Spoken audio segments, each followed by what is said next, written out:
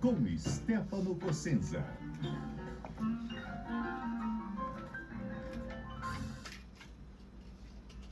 Stefano Cossenza, bom dia, tudo bem com você? Bom dia, Carol, tudo ótimo. Maravilha, quartamos, hein? Mais uma quarta Mais agora. uma quarta-feira. Nos estúdios CBN. Agora de volta à vida normal, né? Porque a Expo acabou, então a gente não fica mais lá no recinto, agora a gente volta para o nosso estúdio normal mesmo. E hoje para falar de um assunto muito interessante, né, Stefano? Sobre os desafios do cuidado à terceira idade. E para isso, o Stefano convidou a fisioterapeuta Diane, perdão. Diane, famosa Dai. A Dai. Diane Castro Mendonça, que está aqui com a gente no estúdio. Bom dia, tudo bem? Tudo jóia. Bom Prazer dia. ter você aqui com a gente, viu? Prazer é todo meu. Ô, Carol, pelo que você me conhece, eu sempre busco trazer pessoas que fazem sentido. Sim, com certeza. Porque eu gosto que os ouvintes entendam um pouco do que acontece e entendam também, e saibam um pouco da história de cada um. E eu e a Dai, nós temos uma história em comum que nós vamos falar um pouco mais pra frente. Combinado. Quando minha bisavó estava ali bem velhinha, a Dai foi uma das que nos ajudou muito nisso. E aí, conhecendo cada vez mais ela e as histórias de vida, eu falei, ela tem que estar aqui. Só para vocês saberem, a Dai ela foi selecionada, participou, foi selecionada e ganhou o prêmio da CIRP, de Jovens Empreendedores do Ano. Que legal, parabéns. Obrigada. E nós sabendo da seriedade do programa, do projeto, isso nos deixa muito feliz. Uhum. E você cuida de idosos desde 2020, né? Isso, na verdade, me formei em 2010, né? E cuido de idosos, não diretamente, diretamente, na verdade, com fisioterapia, né? E a minha empresa foi criada em 2020. Ah, entendi, que bacana. Ô Dai, assim, você tem uma história muito inspiradora, né? Eu queria que você contasse um pouco por que você decidiu fazer fisioterapia e se envolver nesse cuidado de idoso. Então, desde a sua história como criança até nos dias de hoje. Bom, eu tive um avô, a gente chamava ele de vô Mané. E ele teve Alzheimer e foi morar com a gente.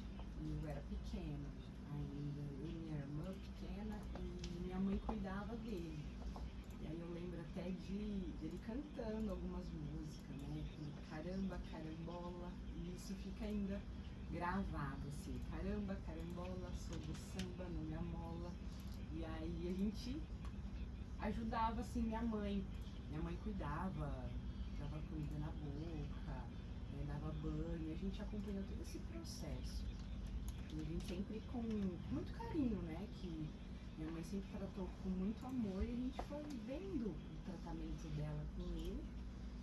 E a gente também chamava, mãe, o vô tá chamando, o vô quer água, né, leva água pro vô. Então a gente viu esse anos aí de cuidados na cama e aí me despertou esse lado de olhar pro idoso. Ô Dai, e você é do Gonzaga de Campos? Isso. Você cresceu lá? Desde sempre, né? Sou do Gonzaga, um bairro bem simples, né? Uma comunidade, na verdade. Eu lembro a gente brincando de terra, né? Nas ruas, gente. Eu cresci brincando na rua. Eu tenho um grande amigo que é lá do Gonzaga de Campos, o Padre Benedito.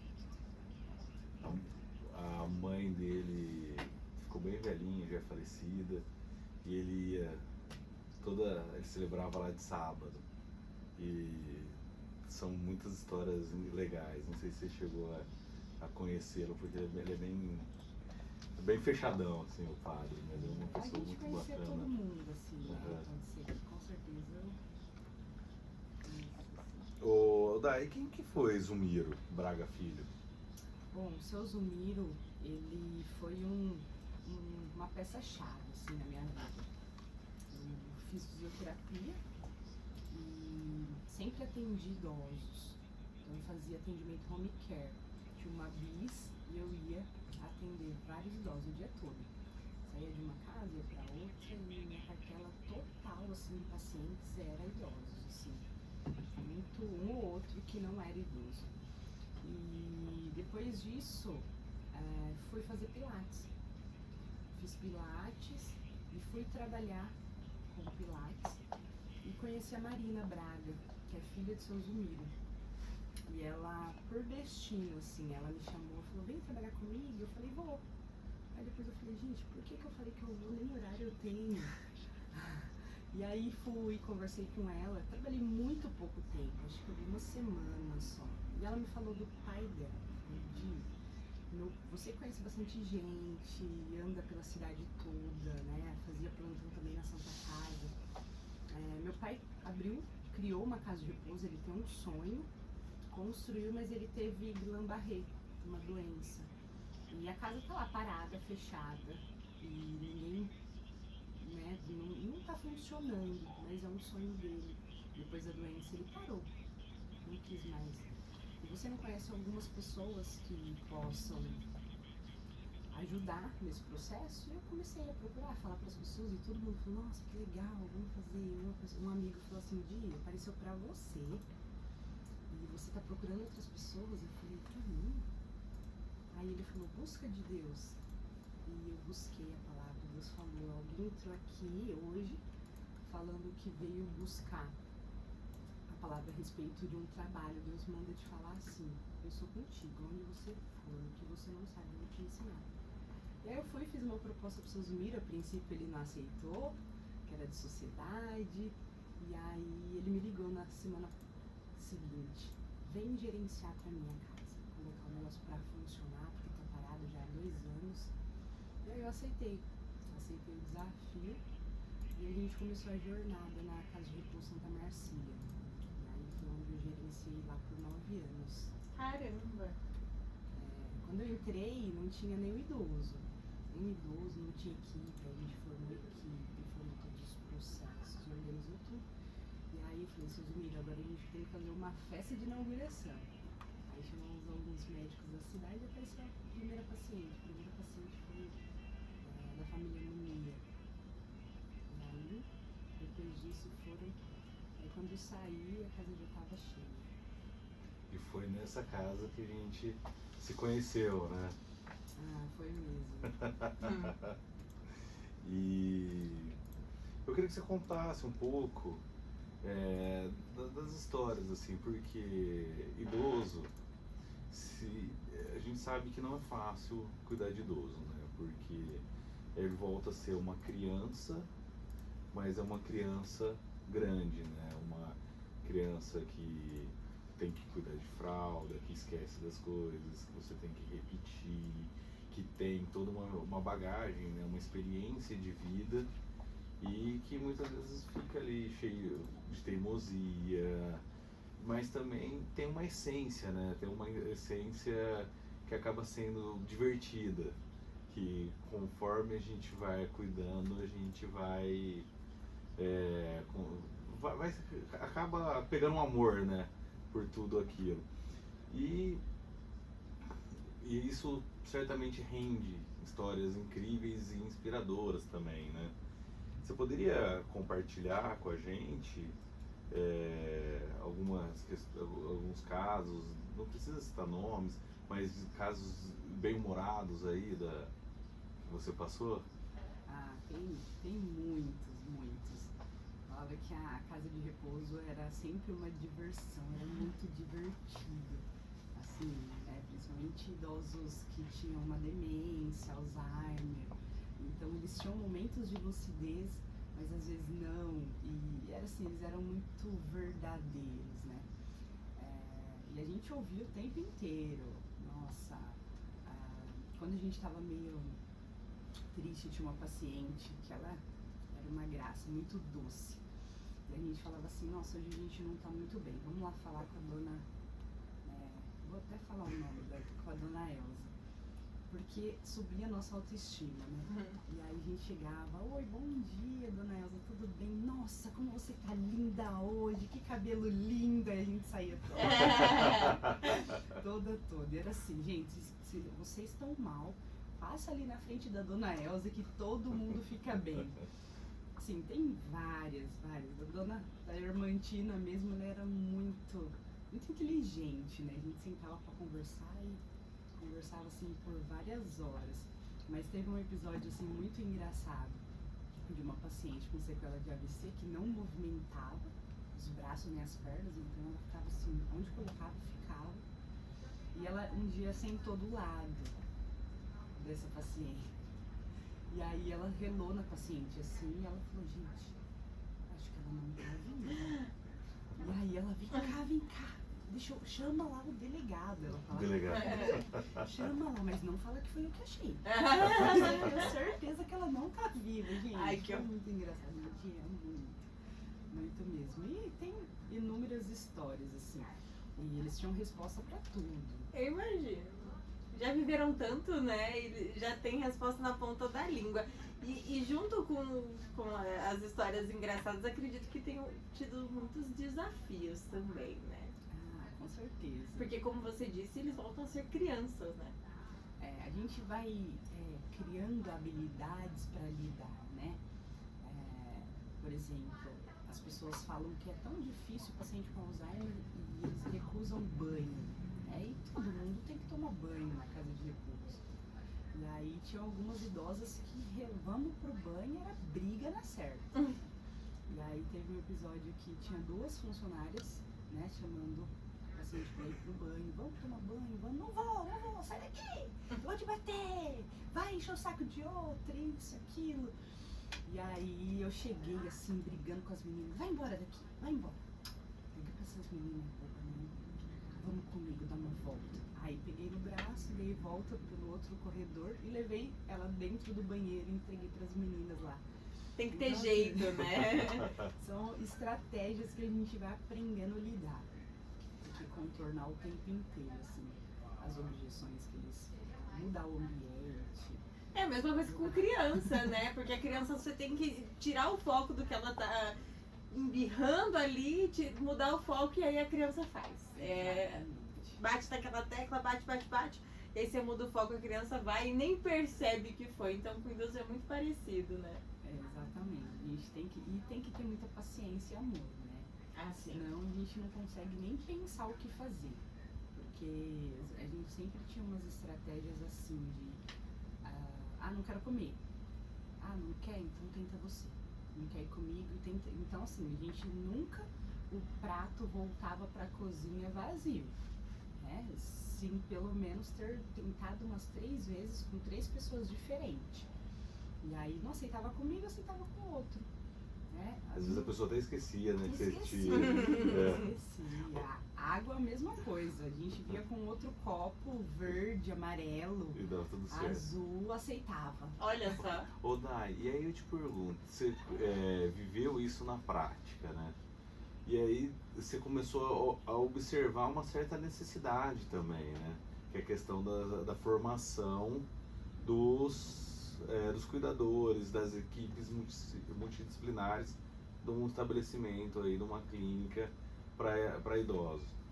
E disso surgiu uma oportunidade. E você, como empreendedora, que lá atrás montou estúdio de Pilates, que começou a trabalhar com tudo isso, qual que foi o próximo passo? Então, na própria clínica eu senti uma dificuldade na contratação de profissionais, cuidadores. E aí eu falei, eu preciso resolver essa questão, né? E aí eu fiz uma pós-graduação em gerontologia, estudei e criei o curso de cuidador. E aí eu falei, bom, eu dou o curso e contrato essa galera. E foi isso que aconteceu. Assim surgiu, depois do Empretec, a Cuidando de Idosos, que é a minha empresa. Eu ainda trabalhando na Santa Marcília, e aí criei a empresa para contratar a equipe. E foi assim que surgiu a necessidade, né? E a gente continua aí mantendo, formando profissionais para trabalhar. E tem muita procura das clínicas ou tem mais procura das pessoas, dos cuidadores? Como que funciona? Assim, tem muita procura, no geral. Muita procura para trabalho, né? Hoje nós formamos cuidadores e também temos atendimento domiciliar. E mesmo assim a gente ainda tem uma dificuldade com o profissional. Eu fico pensando assim, imagina as empresas que prestam esse serviço e não têm a formação, né? Então assim, eu acredito que eu estou à frente porque eu informo ainda o pessoal. Tem uma cartela grande, mas tem muita dificuldade hoje no mercado e a procura está muito grande, tanto nas residências quanto nas casas de repouso. O pessoal me procura muito.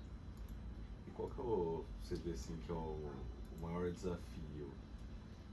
As pessoas darem continuidade ou as pessoas não se interessarem para se prepararem? Olha, eu acho que o maior desafio hoje é que a população está aumentando. Está assim, aumentando muito. Então, os profissionais, todos os meus alunos, só não estão trabalhando, eu diria que menos de 5%, porque realmente não é para mim. Mas todo o restante, mais de 90%, mais de 95% sai do curso e já vai para o mercado de trabalho. A nossa população está cada vez mais idosa, né? Então, cada vez mais vai ser uma profissão requisitada, né? Sim, a pirâmide etária mudou, né? Os arranjos familiares mudaram. Antigamente se via pessoas com 12 filhos, 15 filhos. Hoje a média da população é 1. Uhum. Aquele negócio, né? Minha avó teve 4 irmãos, minha mãe teve 2, e eu tive uma, e eu tenho um pet. Acaba ali, né? Mais ou menos assim, né? Exatamente. E mudou, né, o arranjo da família também. Então, os casais, né, que não são homens e mulheres não vão ter filhos, eles podem adotar. Mas a taxa de natalidade está cada vez menor. Até natalidade e fertilidade, né? Muitos idosos optando por pets. Muitos jovens, casais, muitos casais. E quanto tempo demora mais ou menos um treinamento? Olha, Uma formação? O treinamento completo é de 160 horas, né? E ainda a profissão não foi regulamentada, mas ainda estão brigando para regulamentar. E precisa ser fisioterapeuta para ter o curso de cuidador de idoso ou não? Não, pode ser. Qualquer pessoa que tenha amor, carinho, saiba ler e escrever pode fazer curso. Que legal, não sabia que não precisava ter essa formação. E o que é muito interessante, né? Porque é um curso que as pessoas devem olhar, porque como a gente disse, é um curso promissor, né?